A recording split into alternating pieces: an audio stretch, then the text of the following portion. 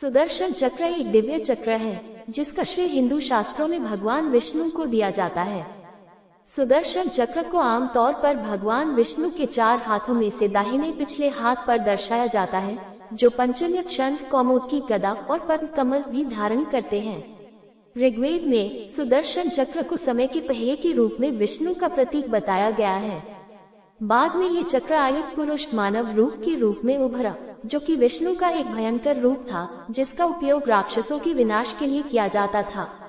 आयुध पुरुष के रूप में देवता को चक्र पेरुमल या चक्र तलवार के रूप में जाना जाता है। महाभारत में भगवान कृष्ण के हथियार के रूप में दिव्य चक्र का वर्णन किया गया है, जिसे विष्णु के रूप में पहचाना जाता है।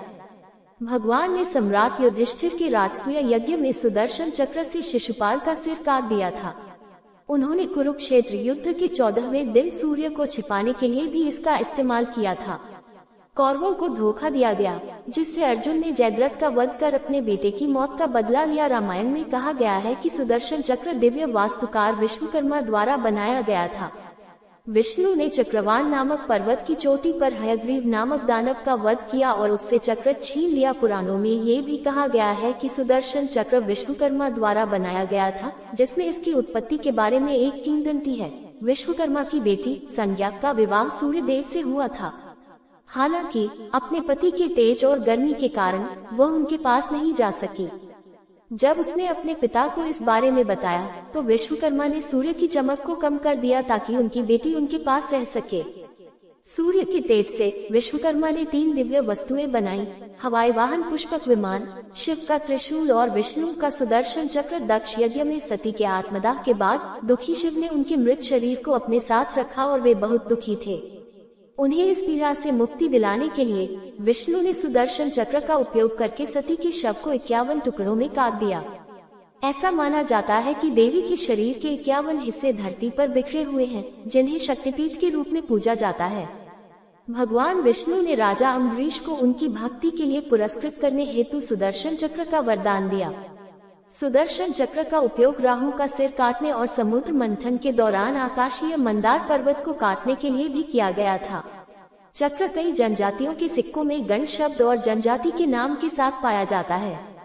14 सुदर्शन चक्र का प्रारंभिक ऐतिहासिक साक्ष्य एक दुर्लभ आदिवासी वृष्णि चांदी के सिक्के में पाया जाता है, जिस पर वृष्णि राजन्य गण से त्रात्स्य किंवदंती है, जिसे पीएल गुप्ता ने संभवतः गण आदिवासी संघ द्वारा संयुक्त रूप से जारी किया था, जब वृष्णियों ने राजन्य जनजाति के साथ एक संघ बनाया था।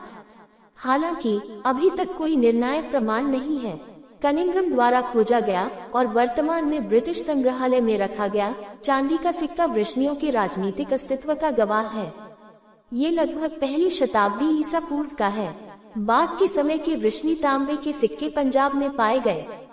चक्र अंकित सिक्कों का एक और उदाहरण ईसा पूर्व 2री शताब्दी के तक्षशिला सिक्के हैं, जिनमें 16 तीलियों वाला चक्र है। अफगानिस्तान के कुंदुज क्षेत्र में एक खानौम के ग्रीको बैक्ट्रियन शहर में वासुदेव कृष्ण की छवि वाला 180 BC का एक सिक्का मिला था, जिसे बैक्ट्रिया के एगाथोकल्स ने ढाला था। नेपाल में काठमांडू के जया चक्रवर्ती मल ने चक्र के साथ एक सिक्का जारी किया। अब तक ज्ञात चक्र विक्रम सिक्कों के केवल 2 प्रकारों में से एक सोने का सिक्का है, जिसमें विष्णु को चक्र पुरुष के रूप में दर्शाया गया है। हालांकि चंद्रगुप्त द्वितीय ने विक्रम उपाधि वाले सिक्के जारी किए थे, लेकिन पीछे की ओर कल्पवृक्ष की उपस्थिति के कारण इसे उनके नाम से जोड़ना संभव नहीं है।